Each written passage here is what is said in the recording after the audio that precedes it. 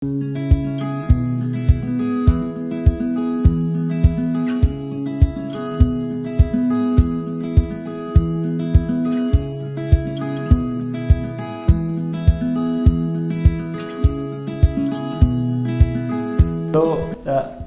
मैं डॉक्टर आलोक कुमार गुप्ता यहाँ doctors point पे इवनिंग में 5:30 to 6:30 वीक में 3 बार आता हूँ।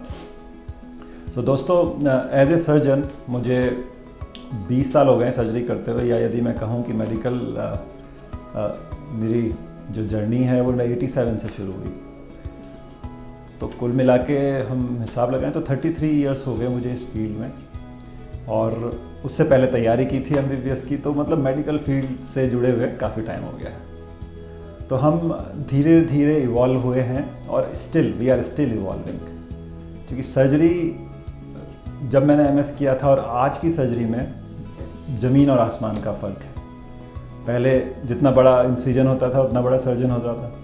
आजकल जितना छोटा इंसिजन होता है, जितने कम इंसिजन होते हैं, या जितने इंसिजन जो दिखे ना, उतना बड़ा सर्जन माना जाता है।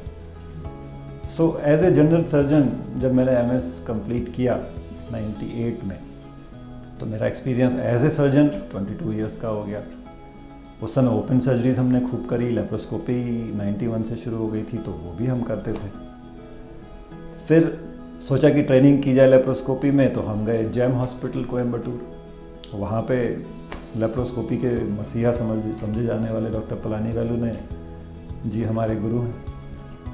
तो लेप्रोस्कोपिक सर्जरी इवॉल्व हुई। आप सभी लोग जानते हैं कि laparoscopic cholecystectomy, laparoscopic hernia, laparoscopic intestinal surgery, laparoscopic pancreatic surgery, मतलब anything can be done except of course caesarean sections.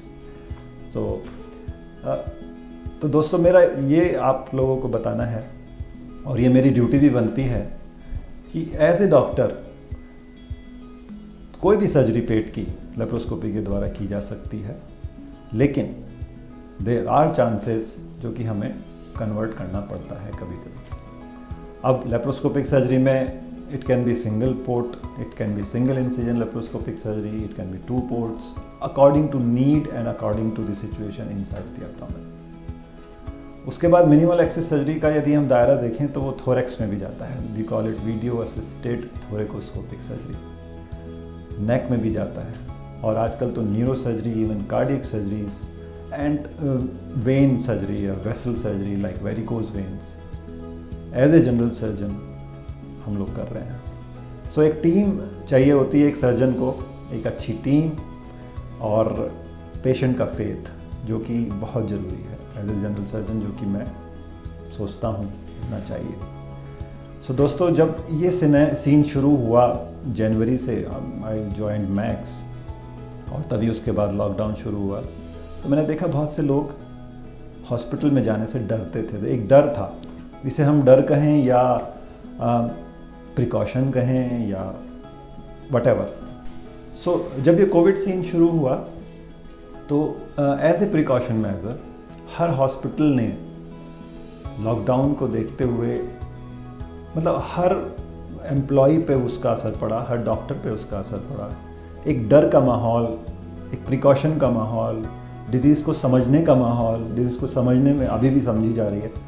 और इन सब के बीच में सर्जरीज़, जो कि जैसे इमरजेंसी सर्जरीज़ हैं, वो हम लोगों ने की हैं। उसके लिए हॉस्पिटल में अलग से इंतज़ाम होते हैं।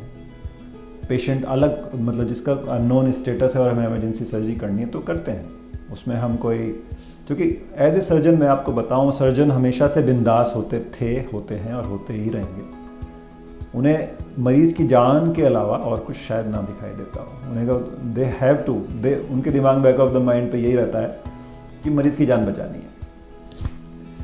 सो इस कोविड के माहौल में हॉस्पिटल में आने से पेशेंट थोड़ा कतराते हैं, तो इसीलिए हमने ये एक क्लिनिक शुरू किया है डॉक्टर्स पॉइंट।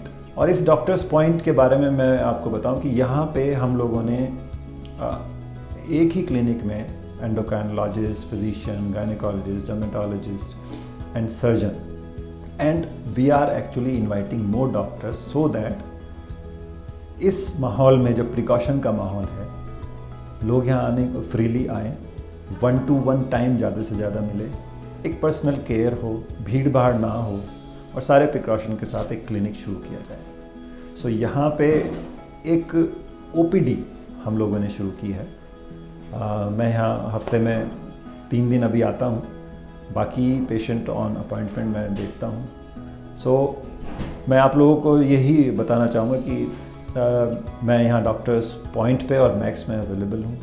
आप मेरी स्किल का फ़ायदा ले सकते हैं और बाकी तो आई विल विश कि मेरे सारे पेशेंट जो भी मेरे इंटरेक्शन में आता है सब खुश रहें, हेल्दी रहें और हमेशा उन्हें मेरी एज ए सर्जन ज़रूरत ना पड़े, पर जब पड़े तो एक जेन्युइन एडवाइस के लिए मैं हमेशा आप लोगों के साथ हूँ। Thank you so much, thank you for your time.